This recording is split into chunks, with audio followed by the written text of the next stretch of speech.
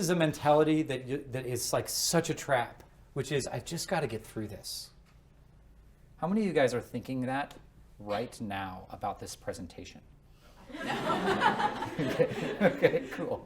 Okay, how many of you are thinking about it right now in life? What are the things you've just got to get through? You are not magically happy when you get to any of these points.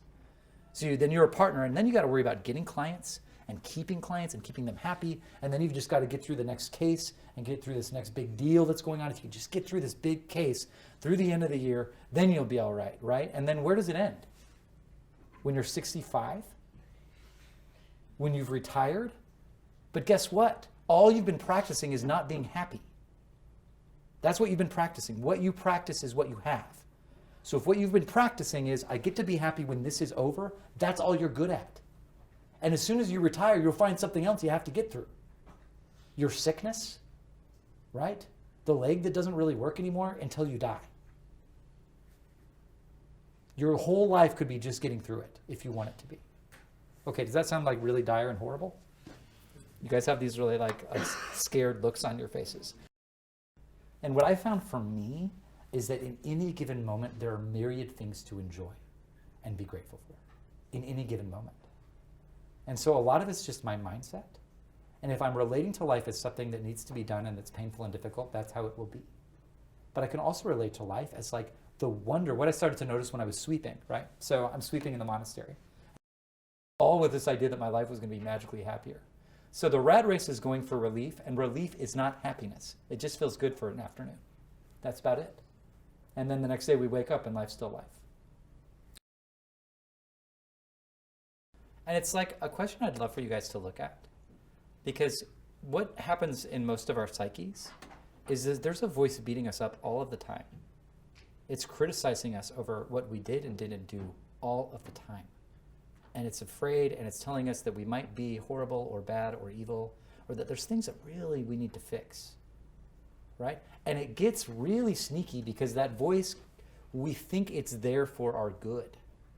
But all it wants is to keep beating us.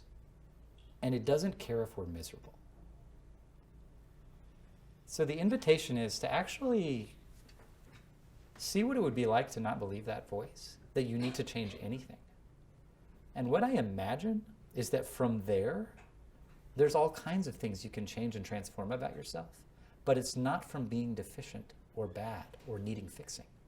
And that's a way more fun experience of transformation and growth than there being something wrong with me that I need to fix. So here's some opportunities to get out of the fear. One is accept that you're going to die.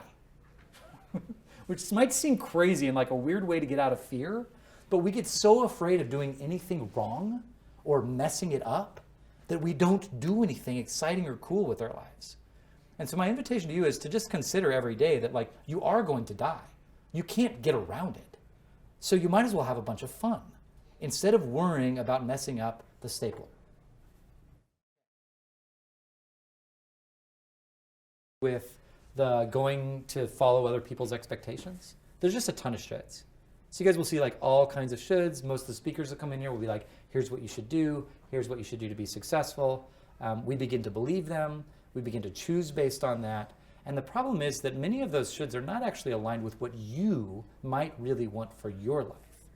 So my invitation to you is to just really get clear on what your life is about, what your life purpose is, what really thrills you in life, and what you want for your future life.